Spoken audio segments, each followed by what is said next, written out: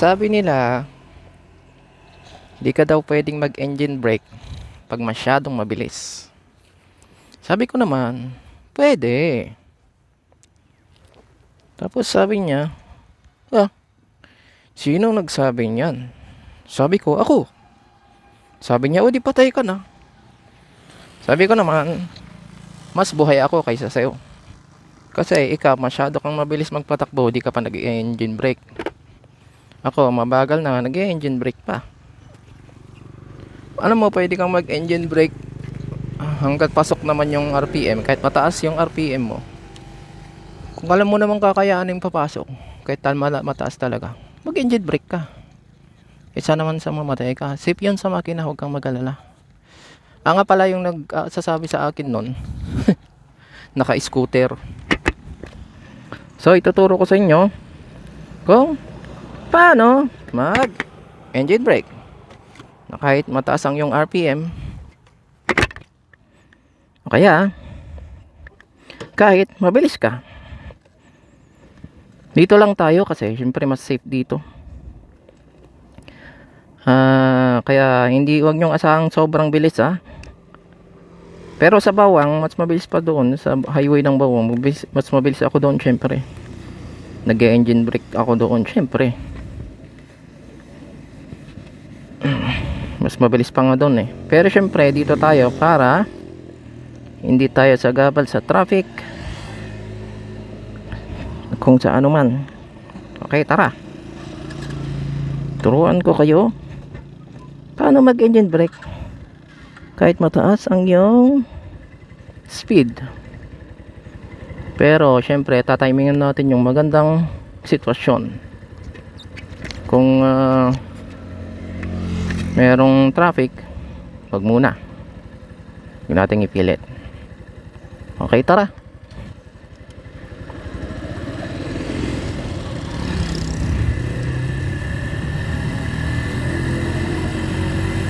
Oh, anong balak nito? Yun ang problema dito. Di pa rin tapas. Diversion road pala ito papuntang Baguio from Aringay, para hindi ka na magpaago. Marami nang nakakalam nito, halos lahat. So ayan, tignan natin kung lubak-lubak ba. O ito, mataas ang atang RPM engine brake ako. Safe pa rin yun. Narinig nyo yung makina, safe pa rin yun. Isa pa, mga motor kasi ngayon may mga limiter, kaya don't worry, be happy. Kung wala mang limiter, sabihin na natin 2 stroke pa, walang limiter, o kahit 4 stroke wala kang limiter, walang mandatory limiter, mas mabuti nang masira yung makina kaysa naman yung katawan mo ang masira. Sira ang kinabukasan mo. In the first place kasi, huwag kang magmamabilis. Kayong mga scooter, ang bilis-bilis nyo kayo na nga walang engine brake na malakas tapos kaya pa itong ang bilis-bilis. Okay, engine brake.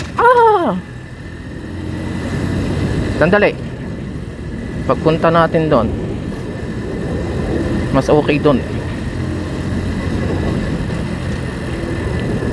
Kung sakali mang hindi aabot itong aking memory, at least na-demo ko na sa inyo kanina. Pati to dito sa mga lubak. Yan ang kinagandahan ng engine brake. Kasi pag nagpreno ka, tinimingan mo yung madulas, kaya lubak, semplang ka. Lalo pag sudden brake, engine brake na lang kaysa naman sa handbrake, foot brake.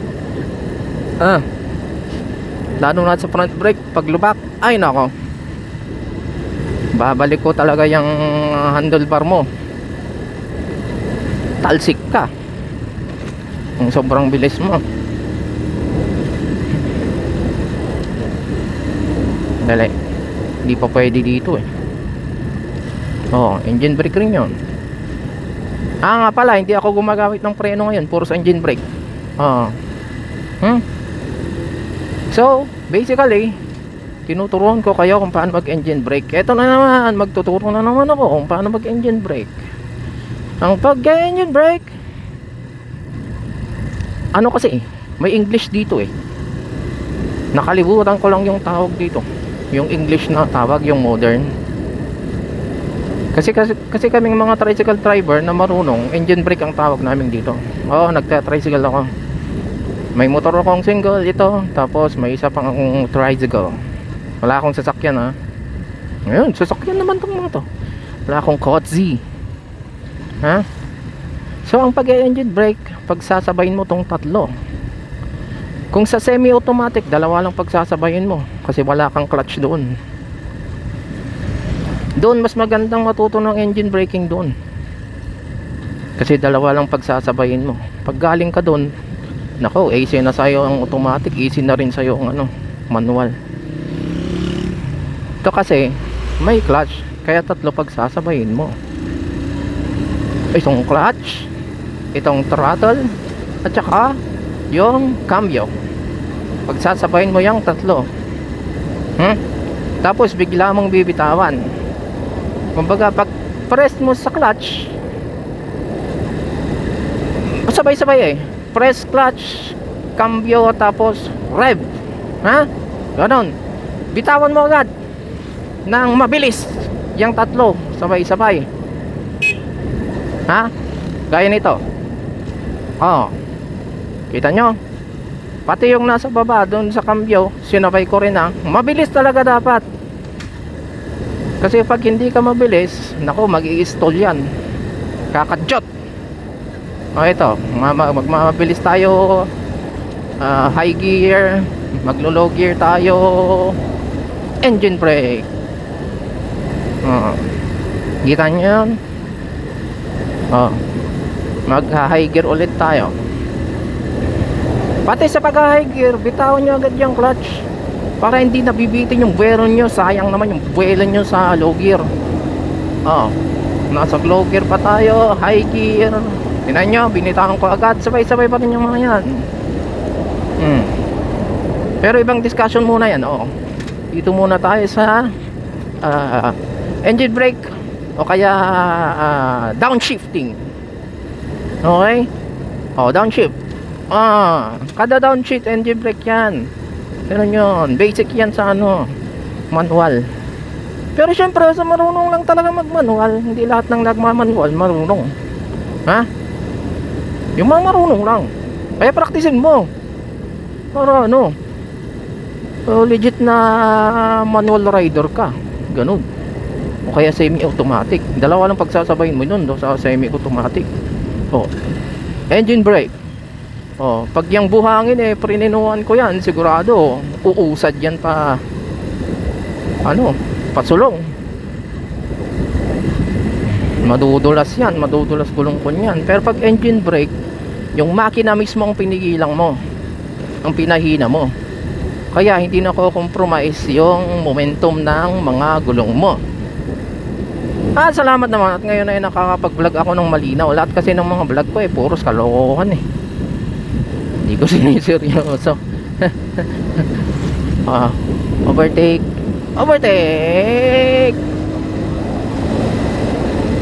Lubak yata, hindi. Tira.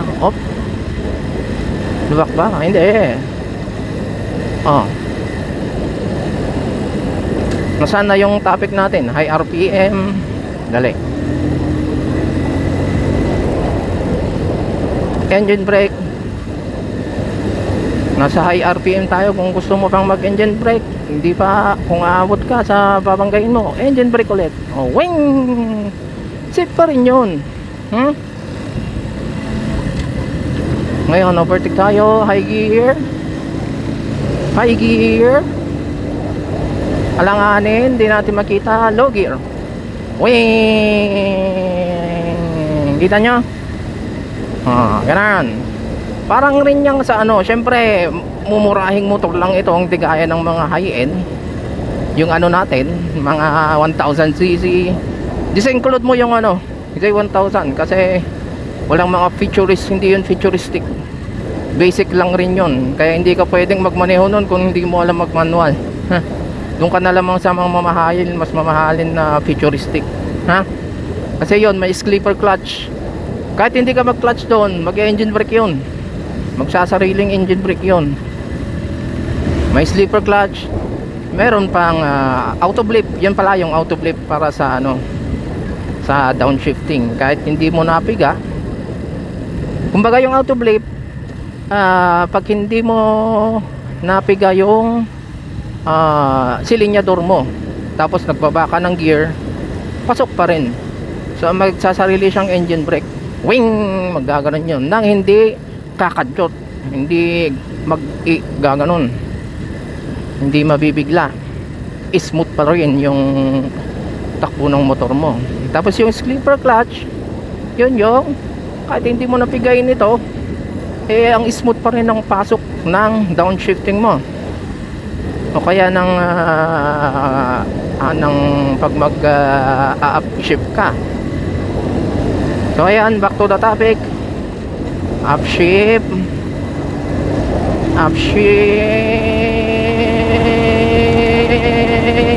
engine brake, wing wing. O di ba, diretsong dalawa, pero tag isa, hindi yun hindi yun dalawang cambio. Kumbaga engine brake tapos engine brake ulit, tag isa yan, bitaw ganon, ha. Baka may babanggain ka, ang alam mo sobrang bilis mo, engine brake, kung hindi pa rin pasok yung pag in-engine brake mo, tapos nag foot brake ka at nag front brake ka, parang hindi pa rin naabot, hindi engine brake ka ulit para kahit hindi kaya ng preno mo, yung engine brake mo ang magsasalba sa'yo. Katunayan, kahit hindi ka na magpreno, mas safe pa yon sa totoo lang. Huwag ka nang magpreno, mag engine brake ka na ng 2 consecutive, mag downshift ka ng dalawa, pero hindi diretsong kambyong dalawa yun, ha. Kailangan tapusin mo yung cycle ng bawat isa, ha. Ganon.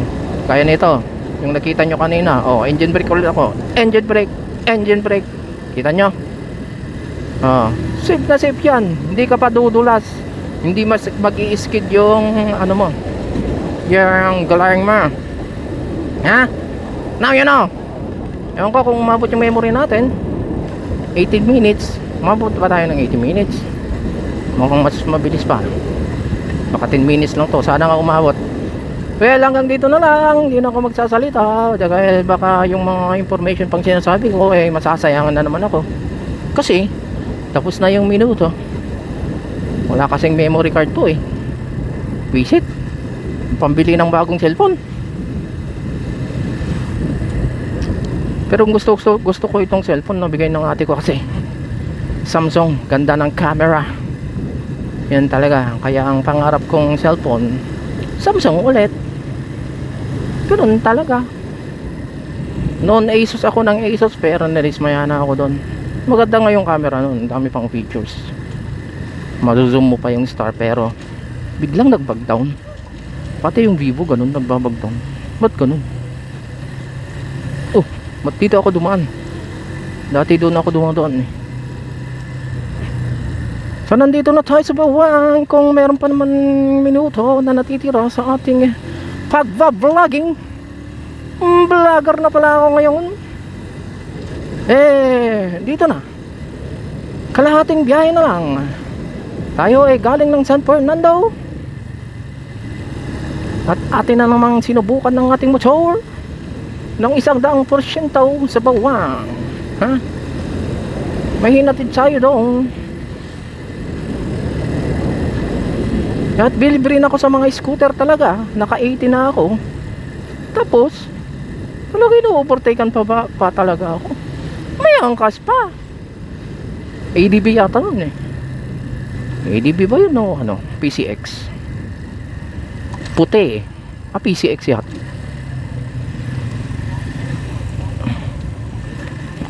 Let's go, Bali, go Bali, go. Okay.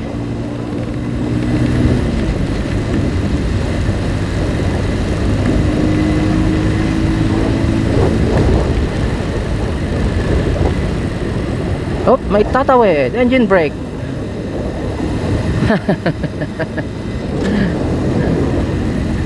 Woo! Rides, rides, rides. Rides PH. Ganito. Pansin nyo, ganito ako humawak ng ano, ng handlebar. Ito, ba't ito nagwiwiggle? Pinalitan ko na nga lang ng ano, side mirror. Nako, huwag kayong mag-ano na lang sa CR152. May wiggle pa rin kahit pinalitan nyo yung mabigat nyong ano. Ewan ko lang, kasi galing to sa semplang. Sobrang semplang. Balik ko talaga itong handlebar ko. Pumunta dito. Pansin nyo, yung preno ko sa front brake ko, isang finger lang. Tapos yung sa clutch lever ko, dalawang finger. Kasi mas mahalaga to. Yan talaga, makina talaga ang pinipigilan ko, ha? Hindi yung bigla kong preferenuhin. Delikado kasi. Ito, safe to. Ito, delikado. Pag yan ang prioritize mo, ito ang hindi, delikado ka pag sobrang bilis mo. Kaya sabi ko nga, in the first place, wag ka kasing masyadong magmabilis. Lalo na kung di ka pa marunong magmano, ha. Ako nga, nininervous eh. Nininervous sa mga pinagkagagawa ng mga matik na mga to. Alam ko kung anong gusto nilang patunayan. Tapos nung nagparada ako sa katabi ng ano, ng ADV kanina, yung may-ari, sumama yung mukha. Pumasok ako sa Dunkin Donuts. Siguro ganoon. Baga yung mga naka-scooter na iba, hindi marunong mag-manual o kaya walang motor na manual, kaya kung bang baliit sila ng naka-manual, eh ganun. Tsaka maganda rin naman kasi sa scooter, halos lahat na merong mga ano, combo brakes, di ba? Kung walang ADV, eh combo brakes. Kung walang combo brakes, eh ADV. Ay, ADV. ABS. ADV ako ng ADV. Di ba? Kahit sa harap lang. Kasi mas mahalaga naman ng preno sa harap kaysa sa likod. 70% sa harap, 30 sa likod. Ganong measurement. Pero depende pa rin sa sitwasyon. Siyempre pag paliko, dapat sa ano, harap ka nagpipreno. Pero pag sabi ko nga, pag may buhangin, patay ka, ha? Kaya bago pa lang ang liko, mag engine brake ka na, o kaya mag decelerate ka na, magbawas ka na kaagad para hindi ka nabibigla pag sobrang bilis mo sa, para hindi sobrang bilis mo sa paliko. Ito, China bike na to, oh. Walang ka feature. Walang ABS, walang traction control, walang combi brakes, walang ang maganda rin pag wala kang traction control, eh halos pwede na all around eh. Itong CR152 mismo, mahusay ito kahit sa ano. Kahit sa mga buhangin o kaya sa mabato, magpalit ka lang talaga ng gulong. Ganun. Ito nga, gulong ko stock eh, pero lagi akong nasa ano, kung babiyaya ko, pumupunta ako sa gilid ng dagat, kasi taga doon yung misis ko, taga gilid ng dagat. Halos nandun na lahat ng elemento, tinatapalan ng ano, ng lupa, napapasa na naman, nagiging putik. Tapos may mga nilalagay-lagay na bato para hindi ma-wash out yung mga pinagtatapal. Siyempre, sobrang buhangin, alam mo naman, kahit sa semento, nalalagyan ng buhangin, madulas yun. Pero yung mga doon, mga lokal, madalas pa naka-scooter, dire-diretso. Habang ako laging nakababa yung paa ko. Sila wala eh. Diretso, kahit may mangkas. Ang technique naman daw kasi doon, basta itayo mo ng tuwid. So ayun, maraming salamat sa panonood. Nakauwi na ako. Pasensya na kung naubusan tayo ng memory ng cellphone natin. Kaya naputol na yung vlog. Pero okay naman kasi nasabi ko na halos lahat ng gusto kong sabihin. Pagod ako kaya bukas na lang huhugasan ulit natin itong motor kasi para hindi kalawangin. Siyempre galing na naman sa maasin. Kaya hugas na naman bukas. So bukas na lang. Maraming salamat sa panonood. Hanggang dito na lang tayo. Ride safe always.